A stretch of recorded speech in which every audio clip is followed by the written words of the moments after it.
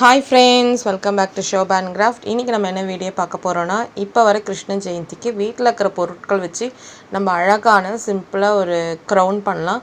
அது எப்படி பண்றதுன்னு இந்த வீடியோ ஃபுல்லா வரும். ஸோ வீடியோ ஃபுல்லா ஸ்கிப் பண்ணாம பாருங்க.